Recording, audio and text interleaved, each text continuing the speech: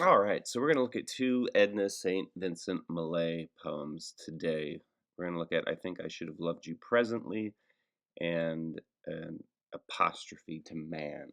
Edna St. Vincent Millay, aside from being a poet, was a professor at Vassar when it was still a women's only school. And sadly, I mean, she's in this anthology, but um, a lot of people don't really remember her for the great poet she was. She's one of those writers whose notoriety falls more so outside of the realm of their work. Um, she was openly bisexual in a time where you weren't open about being bisexual. She was a morphine addict and notoriously slept with a massive amount of her students. Um, so that, seems to be kind of the sad position that people have tossed her in over the years. But, um, I mean, in my mind, she's one of the best poets that we're going, writers that we'll be looking at this semester. I picked two very different pieces to discuss today. I Think I Should Love You Presently is a classic Elizabethan or English love sonnet, and then apostrophe to man is, well, we'll get to what that is. It's an indignation, really, of um, us going to war again in World War II. So, I think I should have loved you presently. Like I said, is a sonnet. Um, there are a handful of different types of sonnets. We have the English sonnet, or the Elizabethan or Shakespearean sonnet, the Petrarchan or Italian sonnet. Um, but this is the one that you probably structurally would have been exposed to, hopefully in high school.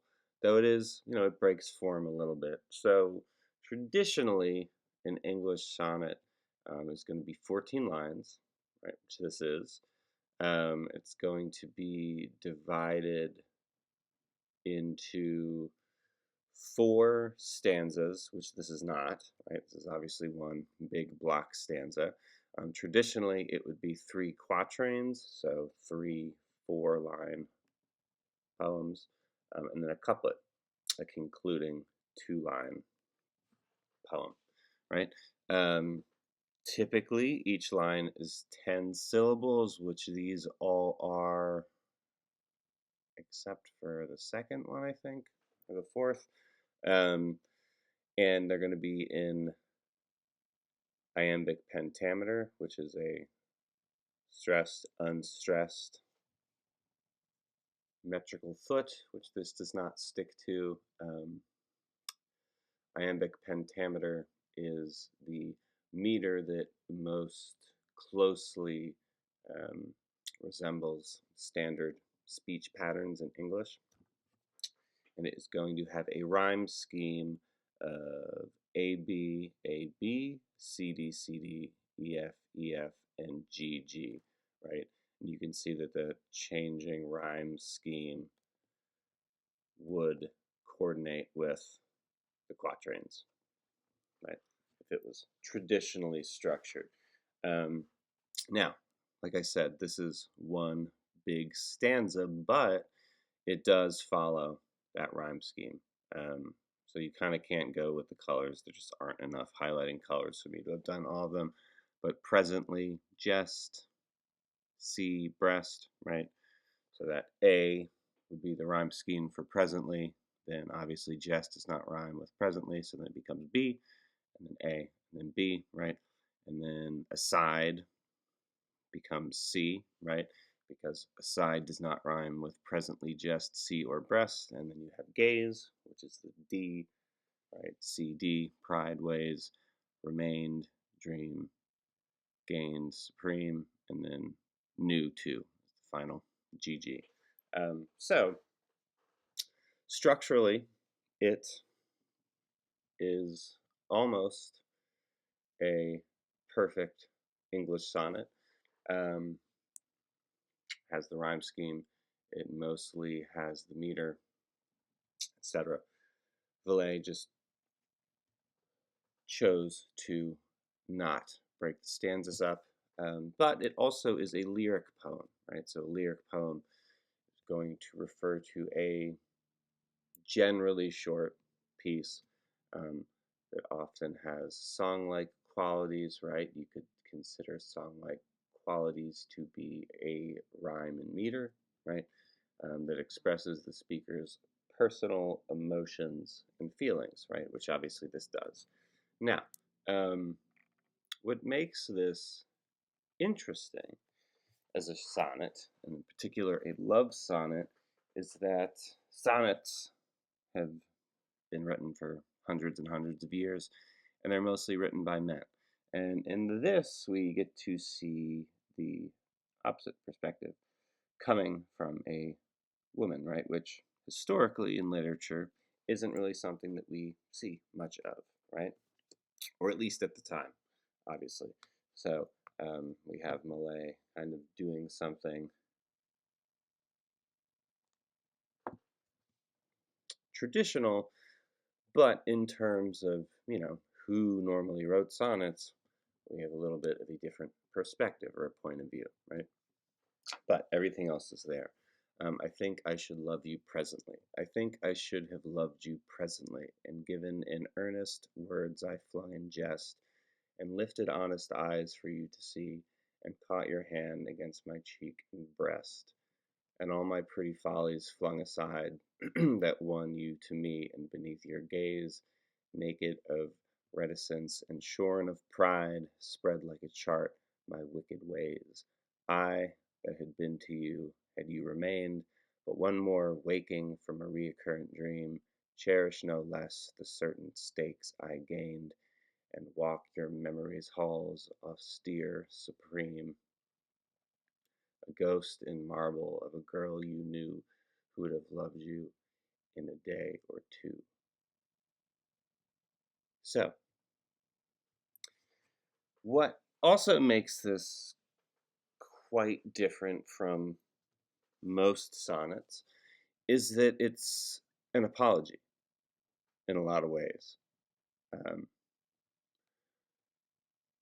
most traditional Shakespearean English love sonnets are these, effusive proclamations um, of, you know, how enthralled and enraptured you are with somebody, right?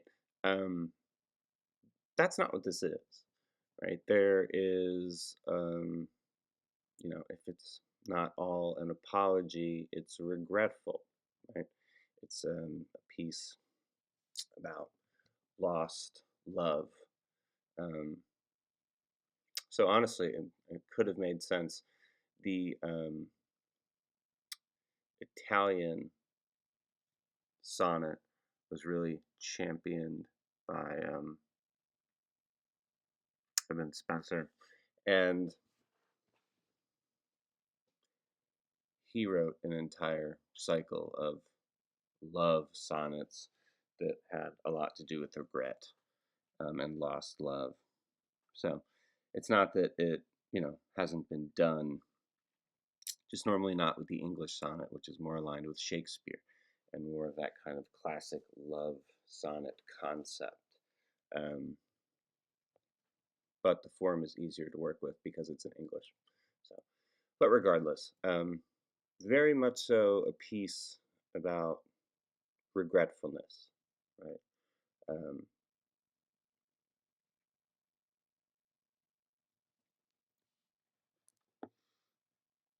and if we move, well, in terms of also, right, remember, we're looking at modernism, right, which is supposed to reject all of these traditional um, values. And Millay won't be the first writer that we see who, in a lot of ways, not all of her work, obviously, Apostrophe to Man that we're about to look at is very much so a modernist piece. But you know, all writers are different, obviously. Millay is much different than E. Cummings,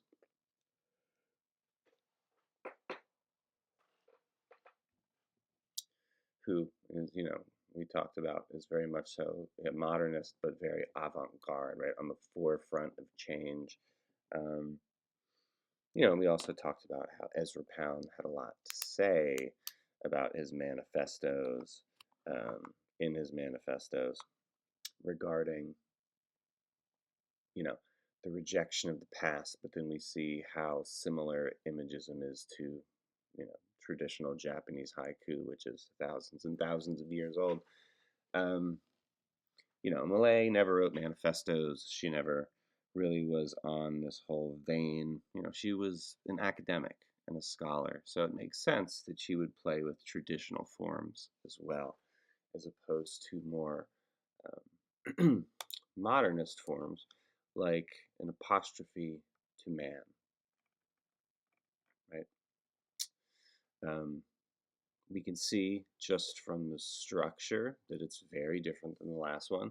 So we could assume just by looking at it, right, that it's probably not in any classical form, which it is not. Um, Another great way to do that is to look at your end lines: out, bombing, airplanes, parade, and cellulose, flies, exhort, be, right? So it's not rhymed. Um, there is meter there, but it's not necessarily structured meter. So it's in free verse, right? So we know that, it's more of a open piece than the last one. And two important notes before we get into it. Um, our title, apostrophe to man, right? If you don't know, an apostrophe is an exclamatory passage in a speech or poem addressed to a person, right, or people. As we see here, Millay is addressing mankind, so obviously not just one person. And um, it's a list poem, which is a very modernist idea. Um, and that's exactly what it sounds like, right? It's a poem that is organized of a list, right? It's very straightforward. Um, Now, it is interesting. There are none in the anthology because they're not good, but the list poem, definitely in postmodernism, probably like, I don't know. So it's kind of a big thing with poets in the 90s, 1990s, was that, I don't know, list poems just got really bad. And the joke that better writers and poets would have was that, no one wants to read your grocery list, right? I mean, that's the type of thing. There wasn't really a lot of substance to it.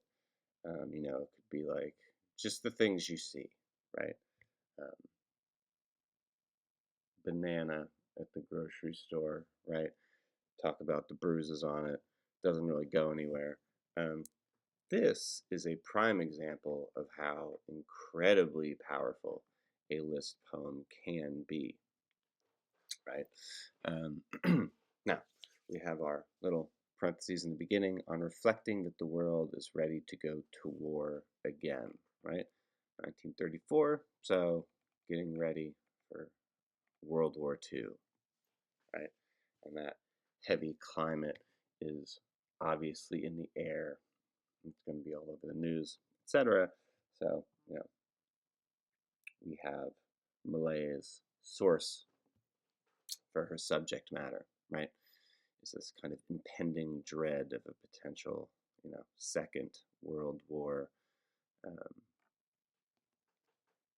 so, detestable race, continue to expunge yourself, die out, breed faster, crowd, encroach, sing hymns, build bombing airplanes, make speeches, unveil statues, issue bonds, parade, convert again into explosives the bewildered, ammonia and the distracted cellulose, convert again into petruscent matter, drawing flies, the hopeful bodies of the young, exhort, pray, pull long faces, be earnest, be all but overcome, be photographed, confer, perfect your formulae, commercialize, bacteria harmful to human tissue, put death on the market, breed, crowd, encroach, expand, expunge yourself, die out, Homo called sapiens. So, it's an incredibly different tone than our last piece, right? This is a, you know, rage-filled poem, right? Um, and it is a list poem, but it's, you know, it has repetition, right? We have breed faster, crowd, encroach. We have that at the end. Breed, crowd, encroach. Right? We have convert. So, you know, just because something's a list poem, is not to say that it, you know, once again, doesn't have weight and doesn't have urgency. There is so much going on in this piece, and it's just a list of things, right? Um, and what Millay really is saying is that if, you know, this is where we're going to go, we might as well just, you know, end ourselves quickly, right? Because the way that we're functioning and living in the world of just, you know, hating each other and then occasionally feeling bad for it, right? We have sing hymns and pray, right? But these come after ideas, and parade, right? To celebrate, make speeches, but it's all filled in with this, you know, heavier listing that's just all about death and destruction, right? The end also is great. Homo called sapiens. So if you don't know, homo is the Latin word for human or man, and sapiens is derived from the word that means wise or astute. So again, we have our ending. Homo called sapiens. Humans called wise. Right? So obviously, she's saying that we are not intelligent, right? What we seem to do best is fight and destroy each other. Um, and there's nothing wise or astute about that. So, two deeply different poems, which I think really do show the breadth and talent of Edna St. Vincent Millay's work. And again, like I said, one of my favorite poets in this anthology. Um, and I don't know, this is a prime example of why, right? These two pieces that are so incredibly different really are put her talent on full display.